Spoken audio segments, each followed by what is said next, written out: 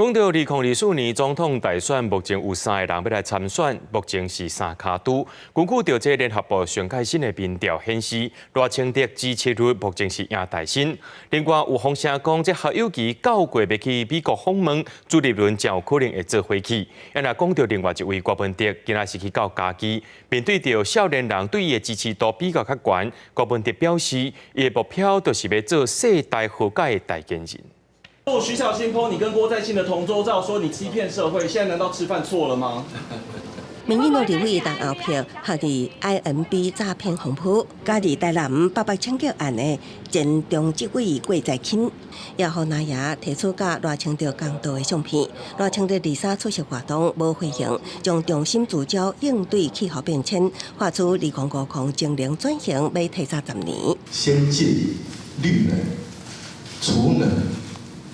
以及碳捕抓、运用，还有储存等12项关键战略，希望在2030年之前，政府提供9000亿的投资。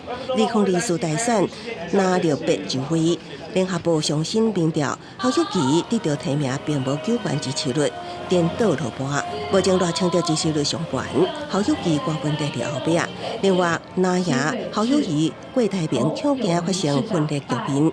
侯友宜强调，两个人拢是好朋友，尤其甲郭文哲有共同的理想。柯跟郭其实都是我的朋友，尤其柯市长在台北市这段时间，双北合作是非常的紧密，不分族群，不分任何政党，我们大家一起同心齐力。 守护我们的国家。传出国民党准备9月，和侯友宜顺惯例去美国访问政界交界，党主席朱立伦会同行陪考。另外，民调显示郭文哲少年的支持率高，那也关注吸走少年选票。郭文哲表示，目标叫做世代和解代言人。对，我们应该开始要思考说，整个让台湾的各个世代可以合作。所以我希望我是一个世代和解的一个桥梁。另外，拿白合的可能性，郭文哲指出，国民党政策主张讲袂清楚，要安怎讲合作？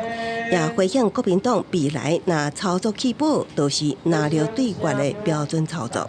记者综合报道。